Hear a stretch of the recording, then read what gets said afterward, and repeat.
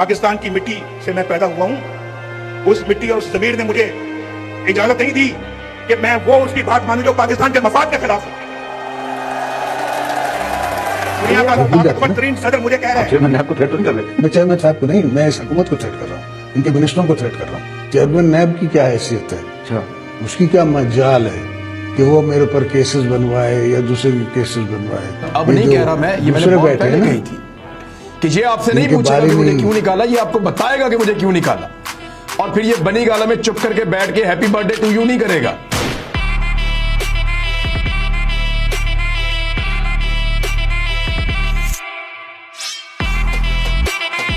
बिस्मिल्लाहिर्रहमानिर्रहीम, अस्सलाम वालेकुम। 8 फरवरी 2024 ये वो तारीख़ है जो इलेक्शन कमीशन की तरफ से पाकिस्तानी अवाम को दी गई। ये वो दिन होगा जब पाकिस्तान के लोग आने वाले 5 सालों के लिए अपना हुक्मरान चुनेंगे।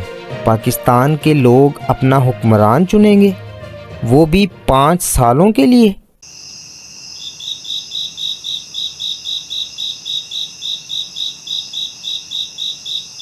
खैर, आगे बढ़ते हैं। इस ऐलान के बाद पाकिस्तान की सियासत में गहमा गहमी शुरू हो गई। वैसे इंसाफ की बात की जाए तो गहमा गहमी तो सिर्फ एक पार्टी में ही नज़र आ रही है, और दूसरी पार्टीज़ ने तो जैसे सब कुछ किस्मत पर छोड़ दिया है, क्योंकि इनको अपनी किस्मत पर इस बार पूरा भरोसा है, और इनका भरोसा ठीक भी लगता है, क्योंकि किस्मत आजकल इन्हीं के साथ तो खड़ी है। वैसे इनको ये मालूम होना भी चाहिए, और होगा भी, कि पाकिस्तान में किस्मत बदलती रहती है। खैर दोस्तों, हालात की तरफ चलते हैं। तो सबसे पहले अगर मैं पीटीआई के बारे में बात करूं, तो पाकिस्तान तहरीक इंसाफ का मौसम कभी खुशी और कभी गम वाला चल रहा है। पहले खबर आती है कि चेयरमैन पीटीआई को साइफर केस से छुटकारा मिलता है, तो अगले सेशन में खबर आती है कि पीटीआई के उम्मीदवारों के कागजात नामजदगी जमा ही नहीं किए जा रहे। खुदा करके जब कागजात नामजदगी जमा किए जाते हैं तो इन उम्मीदवारों को नाअहल करार दे दिया जाता है। दोस्तों, यहाँ मैं पाकिस्तान के एक बहुत बड़े चैनल के एक बहुत बड़े एंकर पर्सन का जिक्र करना ज़रूरी समझता हूँ, जो कभी पाकिस्तान की एक बड़ी जमात की आंखों का तारा हुआ करते थे। आजकल खुदा जाने इनको क्या हो चला है, इनके तेवर बहुत बदले हुए लगते हैं। जी हाँ जनाब, मैं पाकिस्तान के नामवर एंकर पर्सन हामिद मीर की बात कर रहा हूँ।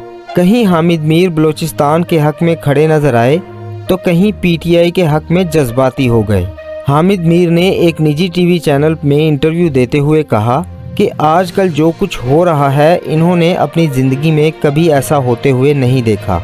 इन हालात में अगर कोई भी पार्टी क्लीन स्वीप करती भी है तो इंटरनेशनल सतह पर इसको कबूल नहीं किया जाएगा।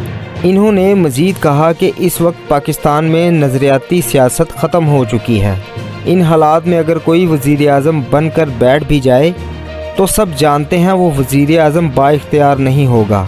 वज़ीर आज़म तो दरकिनार पूरी काबीना ही बेइख्तियार होगी। इस इलेक्शन में ना तो कोई मंशूर है, ना ही कोई आवाम से वादा है।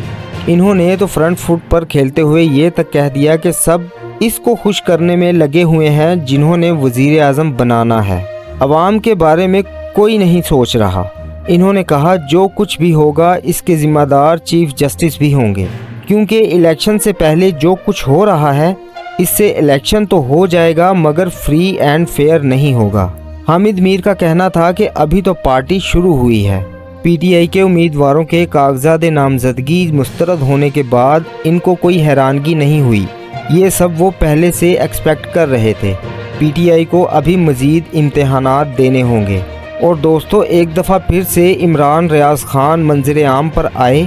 इमरान रियाज़ ख़ान जो गुज़श्ता दिनों से दोबारा एक्टिव हो चुके हैं, इन्होंने भी सियासी मामलात पर पूरी नज़र रखी हुई है। इमरान रियाज़ ख़ान ने अपने एक ट्वीट में तंज़ीह अल्फाज का इस्तेमाल करते हुए कहा कि अगर यही सब करना है तो अरबों रुपए का इलेक्शन करवाने की क्या ज़रूरत है, बस नाम का ऐलान कर दिया जाए बहुत है।